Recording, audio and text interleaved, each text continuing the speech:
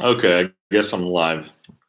Yeah, I like this live because I could do real quick videos and upload it, or actually upload it while I talk. So no editing. All right, listen, I did my conference this past weekend. I presented at Tom Cantrell's conference in Deer Lick Park here in Georgia, and in doing that conference, I was putting together a lot of my audio and basically making sense of it in a presentation. And as I did, I had an epiphany. Looking at this information, and I've been, I don't know how many of you know who I am or what I've been doing, but I've been recording Bigfoot speech language for many years. I mean, I guess I started around 2009 or eight, something like that, and really learned a lot from some friends, and then took it a step further where I'll be out there, and when I do the recordings, I mean, I'm out there with the bigs. I'm not just laying a recorder down and walking away, because that doesn't really help you when you're trying to determine the context of words and things that are said. So, I've been doing this for years, and I've recorded just a plethora of speech and a lot. And I haven't really done much with it, today. Not so much. I mean, I presented some here and there, but kind of a fragmented approach in presenting. And so this past weekend, I did I went to a conference and I presented. But in doing that, I put together a presentation. As I was doing this, and I was putting there, the words and all the things that commonalities from area to area that I had found, I started to really see a pattern, and then I started to really understand more words than I had before, based on context and repetition of how they were used. And then I realized something. Okay. And this is something that I don't believe anybody has ever touched upon. And I include, even the great Scott Nelson, which I believe, I admire Scott a lot. But he's dealing with a different kind of speech out in the West Coast. And here's the thing. Here's what most people don't understand. Language in the world is, you have Latin rooted language, which is much of the European languages, and on over here to English, which we basically came from that European root. And I really think the Cherokee have possibly some Latin rooted language. I don't know that much about their language, but and then you got the Asian language, Asiatic languages, and then you even have other languages in Ethiopia, Indonesia. There's thousands. Supposedly, I think I read there's over 1,000 languages, and there's not necessarily a commonality with all of them. I mean, like I said, you've got the European, they're very Latin rooted, and then the Asian, which and others which have different roots and their meaning and their the way they're stated and things like that. So it's not all one base for all the languages. They're all very different. And so all that said, is I was looking at the language that I've collected. The bigs out here happen to be very Latin based in their language. In fact, I would almost classify it as Latin. And I'm going to take this a step further, and I'm going to run this by some people that are experts in Latin, because as I was looking at this, for example, one of their phrases to me when they were coming in close, it was dark night, very dark. And they were coming in close. You could hear them taking steps. It was pitch dark. I couldn't see anything. And I was recording, and one of them says, "Cerca vermane." Well, cerca, and those of you who speak Spanish would know cerca means close, and Latin, it means close as well. Berma, or in Latin, it's like a city or a boundary, your boundary, your space. And ne, this is a very Latin oriented way to say things in Latin. But when you attach ne to a word, that means you. Okay, so whether it's a verb, adjective, or a noun, it's attaching it to you. And there's different examples when you look that up, and how to say things with ne. But in that case, cerca per mane means come closer to my space. You come closer to my space. To basically, that's what it means. And there was iene. They've used hello, you. Hello to you. And there was a lot of that, a lot of Latin, very, very rooted. I mean, pretty much literal Latin spoken that I recorded. So I look up Latin and the origins, and here's the funny thing is most people associate Latin with Rome. All right. Oh, it's rooted in Rome. It's not rooted in Rome. Okay. Latin is considered a mysterious language of origin. Nobody knows where it came from originally. Okay. Now I'm going to take it a step further. If you read the Bible and you read the book of Esau and Esau and Jacob, Esau came out first, is what it says. And I believe that's an analogous story. Esau's the great big hairy one, the hunter, the one that prefers being in the forest. And then Jacob came out next, hanging on to Esau's foot. And, many say attempting to trip him up or outdo him. And of course, Jacob is the us men, which live in modern, dwellings and more comfort. And so if you think about that, okay, and there's a lot more out there that would speak to that them and even the Indians, the Native American Indians, said they came before us. There are brothers, but they came before us. And so if you think about that, Latin being of mysterious origin and being one of the original, languages that many other languages from Europe are rooted in, it's very interesting because all the language, in fact, I would say most of it, if not all, that is spoken on these recordings, as I start to look at it, is very Latinish. I mean, pretty much literal Latin. Iane, cerca per mane. I mean, that is like quintessential Latin. So what I'm going to do is I'm going to take my recordings without telling somebody that, what I'm sending them, because if I tell them that I'm sending them Bigfoot speech or whatever, it's an immediate shutdown. Scholarly, they don't want to touch any of that stuff. So I'm going to send that to them, and I'm going to ask them to translate it without telling them who or what is speaking on there, and I'm going to see what I get back. But like I said, as I went over this language, literally, I'm looking at the Latin translation. It's little bed money. I mean, it was amazing. So it was an epiphany, and I don't know that anybody really has been able to make that connection.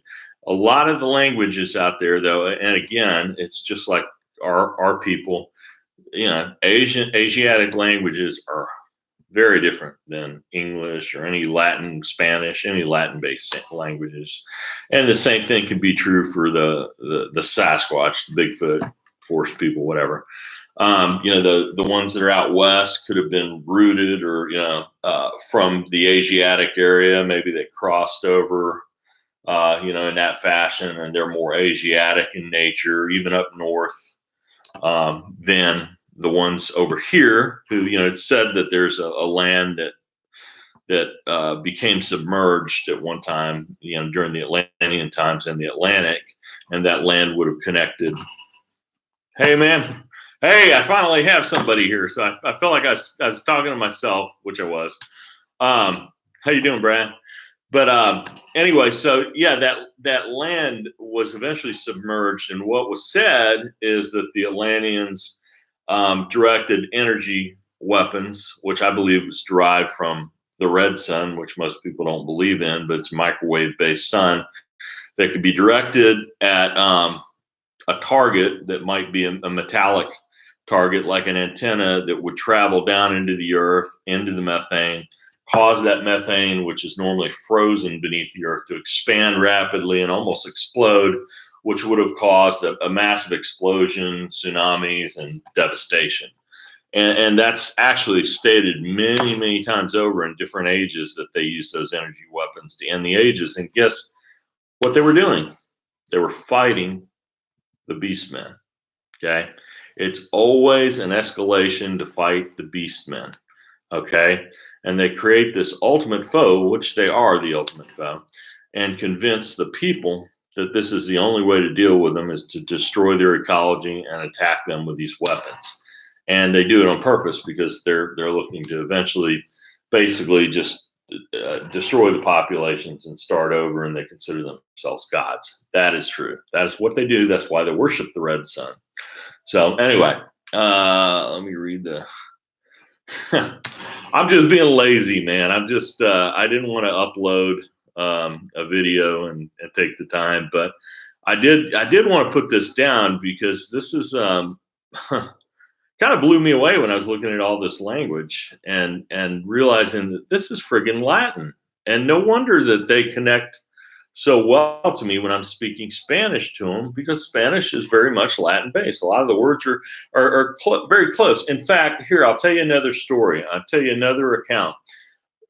This is in Dahlonega. I had one coming closer to me. It was, again, in the dark. And I said, acércate, which means in Spanish, come closer. So, cerca, C-E-R-C-A, te. And then he says to me, a sierra. It was almost like, no, this is how we say it. It's not acércate, which is Spanish. In our language, it's a sierra. So again, in Spanish, sierra means to close in Spanish. Again, it's all rooted in Latin. And so he was saying a sierra, to close the distance, which I found fascinating, friggin' fascinating. And, a lot of other things, making a fire. And then I heard him say inflamable two or three different times when I was making the fire. Inflamable, flame, flama, flame. Latin. Nobody has made that connection that I know of. But again, that's because I'm down here and my guys, are very Latin rooted, where the West is going to be more of an Asiatic type rooted language. It's an entirely different thing. So, but fascinating nonetheless. And what I think is going to be cool is when I send this language off to the Latin experts and ask them to translate some of these things. That they're great recordings, very well, very clear. And I'm going to be fascinated to hear what they say these things mean. So anyway, God, I wish we could have a conversation. Some point, maybe I need to do like a blog talk again and just have, random shows and conversations going back and forth. It's kind of hard to talk to myself, but let's see. Brad says, I'd really like to come to Georgia for this, but booked with gigs all the way through October. Oh yeah. We already had the conference was already, we already did it. Yeah. A live blog would be cool. Yeah, maybe. I don't know. Maybe that's the way to do it.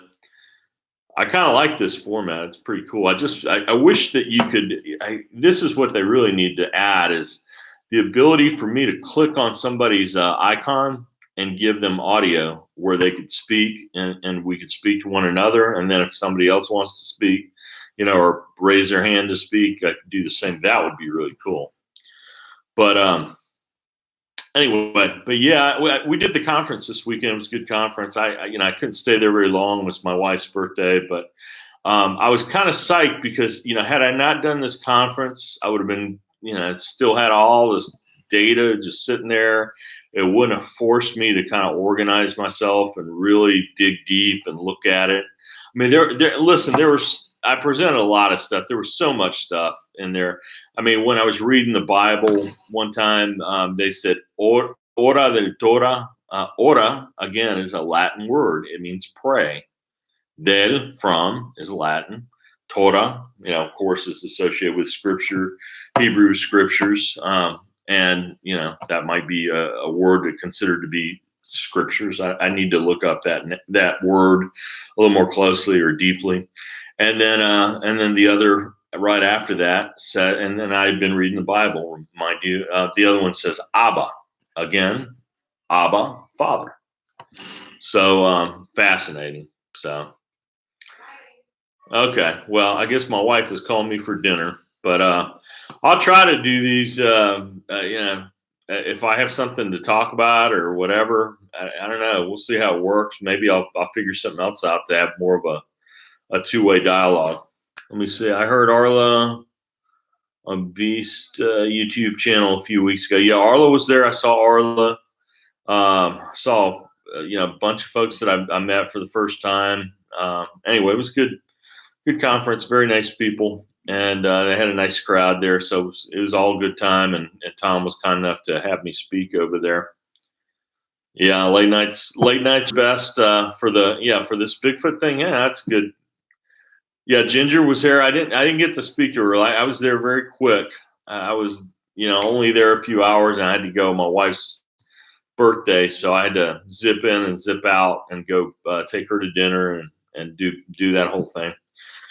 All right, I got to run. I got to run to dinner, but I think late nights is probably a good idea, Brad, for this type of thing. I think most people have more time at night, and that'd be kind of cool. And I enjoy talking about it. I just don't ever do it because I hate putting videos together. They're such a pain, to have to edit everything. But doing this live is really cool. So. Anyway, all right. Well, I'm going to run. You guys take care, and thanks for dropping in and saying hello. Thanks, Brad. Bye-bye.